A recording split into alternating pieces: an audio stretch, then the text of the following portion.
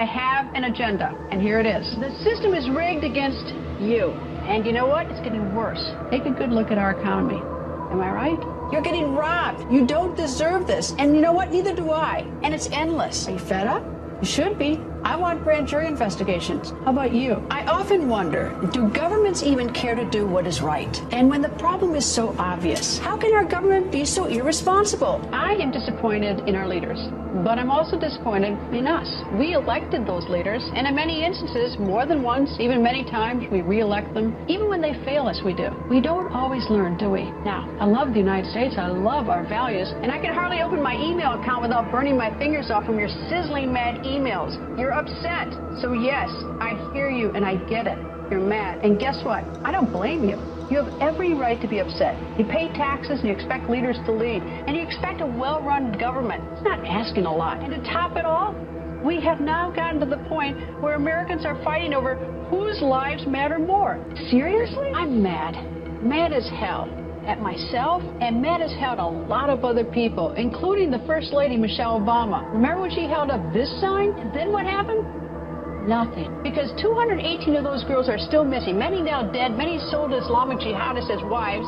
No, really as sex slaves. We've got to stop doing things just because it's trendy. We need to prove we care with results. Our job in the media is to get you information from the candidates so you can make your choice. And there are many ways to ask those questions. Open-ended and polite, or even blunt and stern. But incendiary? Well, that's just bad. Mainstream media hate Donald Trump. Do you think that's going too far? I think the media often takes sides, yeah. And I think it takes sides. And I think the media sees which way the wind is blowing. And I think a lot of people don't go beyond the Beltway or New York City. And I think they talk to each other and party with each other. I mean, look at it. When you hear the media use the same words to describe something. For instance, Trump's speech the other night at the convention was dark. They all use dark. How do they all come up with the word dark? How much of a challenge is it to interview this guy who's known for sort of barreling his way through interviews? Well, I let him talk. I mean, but that's the whole point, Howie. People don't tune in to hear me talk. They tune in to hear him talk. He's got the big ratings. What are you talking about? No. Listen, the viewers, look, if I ask him a question, I let him go. You know, if he's going to say something wild and outlandish, that's his problem, not mine. I'm not going to be part of it. I'm not going to provoke it. I'm going to ask him the straight questions. I have advice to the debate moderators.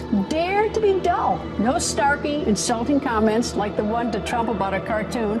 And just dare to be dull. Straight about the issues. Just be adults. It's been difficult this debate season for some moderators and even some networks to forget this is not all about them. Period. Get information. That's it. Nothing more. It's not to insult, it's not to lay traps, it's not to ask gotcha questions or try to impress anyone. It's just to get information for the voters. That's it. That's my job. I'm just saying that the media, sometimes the media doesn't have independent thinking. This is a very important time for our nation, and we in the media owe it to you to get you information. Why was that question asked? Like that, it's incendiary. And not to get you more information on an important issue. And I'm not telling you to vote for Trump or not. That's your business.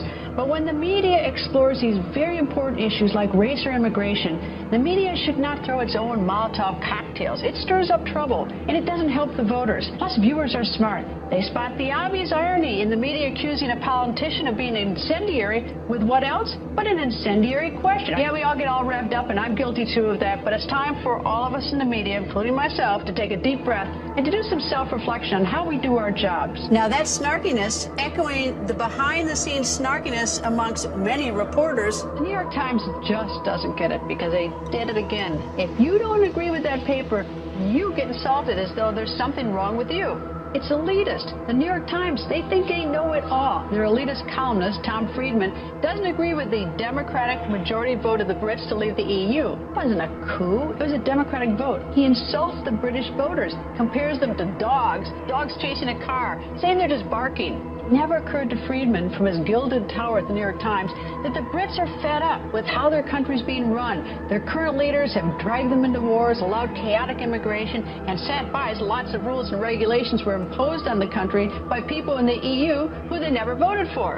So yes, these Brits, they're fed up. That's obvious. He's stunningly naive and arrogant, going so far as to accuse those who disagree with him of dumbing down the debate. I don't know about you, but I'd rather spend time with those so-called dogs chasing cars than with the elites who have arrogantly led the world into great turmoil. But there's more. What's the news? That Trump uses boorish words? Who didn't know that? Trump had a spat with Rosie O'Donnell years ago that got plastered coast to coast. Everyone knows that. Note to the New York Times, this is not investigative journalism. I can't help but wonder, where was that New York Times front page above the fold outrage 8 years ago with all the boorish things said about another woman, Governor Sarah Palin? No place, because she doesn't count. Because it's not a woman the Times cares about. They care about their agenda. And I realize this is politics, and both parties can't resist getting their digs in, making cracks. Some use crass language, some use a calm voice. Well, let's be honest. It isn't just one party in the entertainment business. Remember President Obama's appearance on Between Two Ferns? Or what about being interviewed by a woman who is known for eating cereal out of a bathtub? That's not exactly hard-hitting news. It's showbiz. And yes, they all do it. Now, President Obama deliberately planned this punchline, drawing a laugh from the university audience. You heard them laughing. But this Iranian deal, it's not a laughing matter. And President Obama's very cheap shot at anyone daring to oppose him, including the many Democrats who do, is certainly not presidential. Don't you stoop to his level and fire back with an insult, because you know what? We have bigger fish to fry than his pettiness today. We need a robust debate. Is this Iranian deal right for America or not? President Obama is not going to Justice Scalia's funeral on Saturday. He's sending Vice President Biden. And the American people deserve to know why our president won't be representing the nation at a Supreme Court justice's funeral. Now, if there's a great reason, I'm going to back the president up, but no reason? Well, that's not right. I hope it isn't politics keeping the president from the funeral. Yes, President Obama and Justice Scalia held very different views about the Constitution. Why are you going to the funeral? The Obama administration did it again, went stupid, and went stupid for no reason by booting President Andrew Jackson from the $20 bill and replacing him with a woman, abolitionist Harriet Tubman. It's so easy to keep everyone happy. We could put a woman on a bill, Tubman, acknowledge her courage, and not stir up the country, but give Tubman her own bill, like a $25 bill. We could use a $25 bill. Put her picture on that, we could all celebrate. That's the smart and easy thing to do. But no, some people don't think, would rather gratuitously stir up conflict in the nation. That is so awful. And yes, dumb. Instead, you know what he's doing? He's asking for a raise. Yes, the president's budget calls for an 18% increase in spending on former presidents. That's money President Obama will get once he's out of office in January. It's just gimme, gimme, gimme, gimme. The president is not coming home early to send that message, but did he have to send this one tone deaf? And regrettably, it's not his first time. His grin on the golf course immediately after speaking about the beheading of our American journalist James Foley, who is advising the president. Yes, of course, I know. You hate lawyers. One word, enough. Yes, enough of the funny business. I'm talking about Secretary Hillary Clinton playing hide-and-seek with the transcripts of her speeches at Goldman Sachs and those other big banks. Why doesn't Clinton want us to see the transcripts? I wasn't suspicious months ago, but with her dodging refusal to give it up, I'm now suspicious. How could you not be? But sometimes I have to admit, we lawyers look downright nutty, and worse, even sometimes intellectually dishonest, and for that I am embarrassed. Best example, FBI Director and lawyer James Comey investigating Secretary Clinton and her emails. He said she was extremely careless, but did not recommend prosecution since the statute he was looking at uses the words gross negligence, not extremely careless. When I heard Director Comey say that, I thought, what is the difference between extremely careless and gross negligence? Weird, huh? A dodge, and not even a good dodge. It was pathetic. And her non-response to a simple question is a perfect example of why people hate lawyers. They didn't bother reading the emails they sorted, they just read the headers and then said, job done, claiming only 30,000 emails were work-related. And then before anyone had a chance to object, they really got moving again, wiping the server clean so that the other thousands of emails in our service that they deemed personal were gone forever. And she knew, and her lawyers knew, that her emails were key to the investigation. And FBI Director Comey says the lawyers destroyed not just personal, but some work emails, but said he found no evidence that it was intentional to conceal evidence. I confess, I'm suspicious. And how about the ultra-liberal Huffington Post? It linked to a story about the Clinton Foundation with the headline, "Just Shut It Down." But it isn't just the Clinton Foundation, it's the emails. The server in the house and Clinton's personal lawyers sorting her emails and deleting the ones they say are personal before anyone else could check that out. What's with that, right? Morgan Stanley is disgraceful. So is U.S. Attorney General Loretta Lynch. She promised in that phony memo she issued after taking office that this stuff would stop. I got hoodwinked by the new Attorney General, Loretta Lynch. What a phony. I thought finally we had an Attorney General standing up for you. Well, scratch that.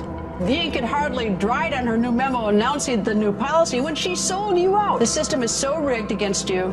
And Madam Attorney General, wow, you sold us out fast. Madam Attorney General, you may think you can dodge this bullet, but you can't. And worse, you are poisoning the 2016 presidential race, worse than it already is. I'm telling you about that secret meeting with President Bill Clinton in a private plane on the tarmac in Phoenix. That smell is really bad. So take my advice. Recuse now. It will get worse. But get this. The culprits don't pay the fine, the innocent shareholders do. And the Attorney General knows that. She was supposed to protect us, but she sold us out. Nice, right? The system is rigged, and that's my off-the-record comment. According to the Sanders tax return, he and his wife made $205,271 of taxable income in 2014. Now, that income level places him about in the top 5% of earners in the nation. So, what's his tax rate? 35%? Nope. 25%? Nope. 15%? Nope, not that either. Who's getting burned? And by the way, that's his wife's phone number. I could use her accounting skills doing my taxes. How come no town halls with Secretary Clinton, Senator Bernie Sanders, or Senator Ted Cruz? Well, you should ask them. They don't want to, and that's their business. My business is to be fair, and I think it's fair to give them equal opportunities, and I have. I have offered town halls to Sanders, Clinton, and Cruz. I've even told them they can pick the states, they can pick the dates. Yet none of those three has taken me up on the offer. And that is their right. This is a special note to Senator Bernie Sanders. It's not true. It might even be a lie. Now, I read in a Vermont newspaper called 7 Days that your campaign senator is complaining about being ignored by TV network newscasts. Not true. We constantly ask your campaign for an interview, but get a giant no. What are these 1,400 carrier employees going to do about jobs? How are they going to pay rent, feed their children? And I'm not telling you to vote for Trump or not to vote for him, but I do appreciate Trump raising this issue. Now, we all know she hates Trump, hates him big time, even threatening to move to New Zealand if he's elected. And of course, she has a First Amendment right to sling insults. But if Trump does become president, she better recuse herself on all cases involving the White House, because no one, not even the New York Times editorial page, could ever think she could be fair. And I helped him with Greta and some people. She was terrific.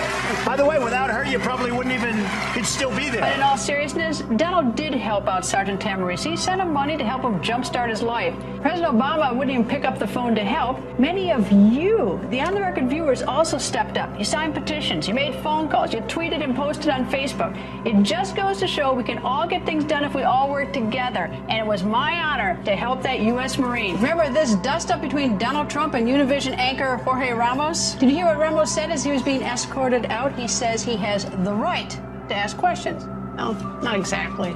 There is freedom of speech, but he was demanding Trump answer his questions. That's different. And as it turns out, Ramos was later readmitted to the news conference. He asked his questions, and Donald Trump answered them. This dust-up?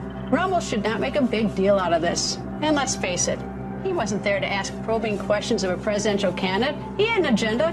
He wanted to pick a fight, and he got it. That's not journalism. Now, I'm not telling you to vote for Trump or not. That is so your business. But candidates should stop looking down their nose at Trump for being a reality TV star. Think about it. And candidates poo-poo being a reality TV star as not being training for the Oval Office. Is besides elitist and a bit ironic, maybe even hypocritical.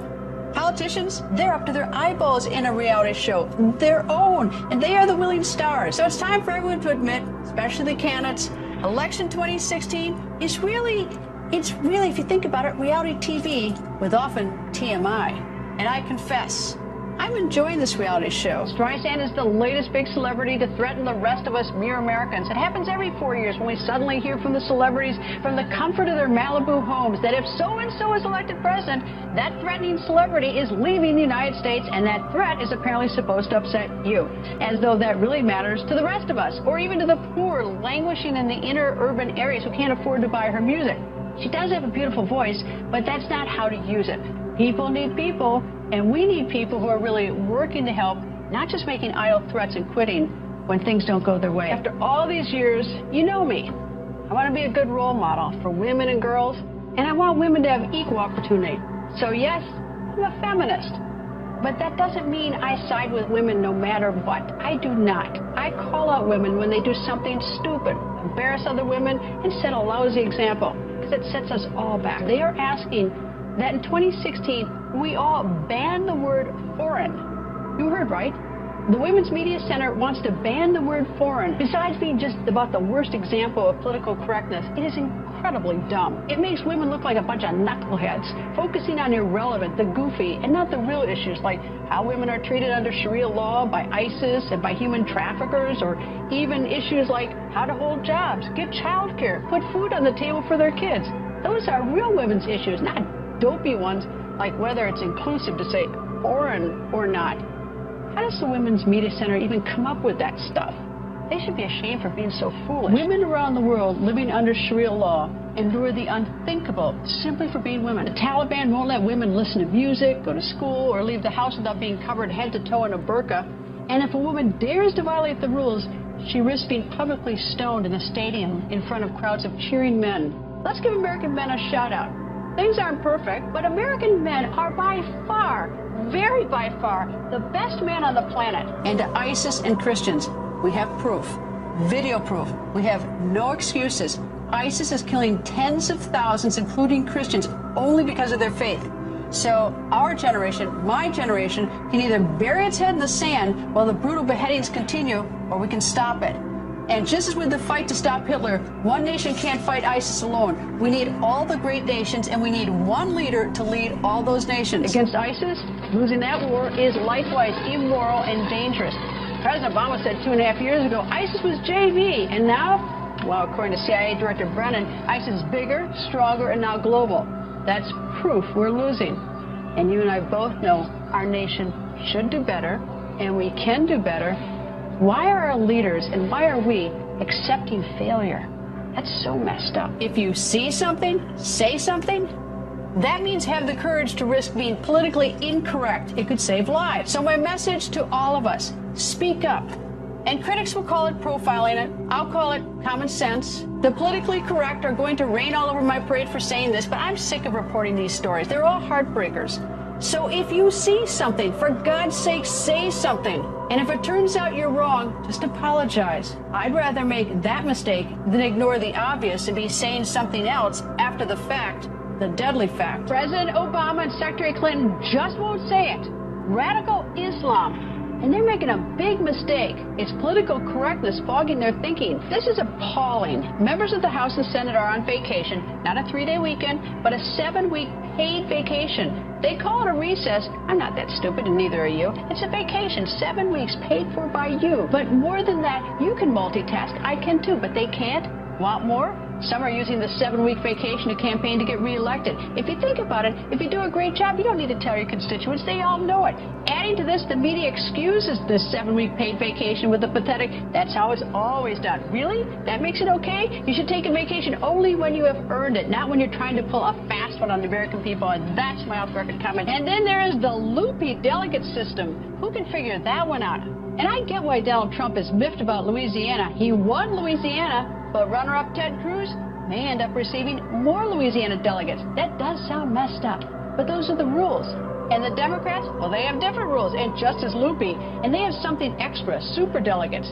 The party elite created them to make sure the party gets the candidate the party elite wants, just in case its Democratic citizens go rogue on them and want someone else. It's so messed up. So I get it. You're angry. The media has failed you, and your leaders have failed you. And you are not wrong to be angry. And that's my off-the-record comment tonight.